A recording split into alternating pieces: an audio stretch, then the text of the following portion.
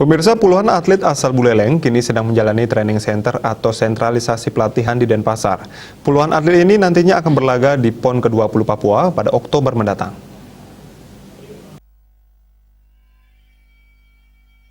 Sebanyak 20 orang atlet asal Buleleng akan memperkuat tim PON Bali. Puluhan atlet itu diproyeksikan mengikuti Pekan Olahraga Nasional ke-20 yang akan dilaksanakan di Provinsi Papua pada bulan Oktober mendatang. Puluhan atlet asal Buleleng ini berasal dari 12 cabur yang dilombakan. Ketua KONI Kabupaten Buleleng, Nyoman Artawidnyana menjelaskan, saat ini atlet yang masuk dalam kontingen PON sedang melakukan sentralisasi pelatihan di Denpasar. Selama melakukan sentralisasi, semua tanggung jawab berada di tangan KONI Provinsi Bali.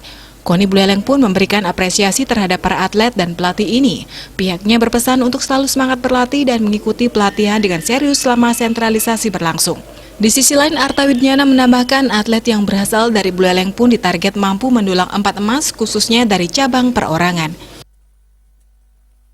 Memang mentargetkan, ya, sekali lagi mudah-mudahan lah, karena memang selama masa pandemi ini, sekali lagi memang peta kekuatan kita belum sampai dengan yang terkini, karena memang ada beberapa misalnya setingkat kejurnas dan sebagainya juga mungkin sudah terjadi beberapa bulan yang lalu. Tapi yang jelas ya bahwa tanpa mengecilkan arti juga para atlet yang lain, kita berharap nanti yang dari perorangan, kita harapkan tentu Desa Madirita itu dari Banyak Tebing yang terakhir kali dia menduduki ranking 4 di kejuaraan dunia di Swiss bulan lalu.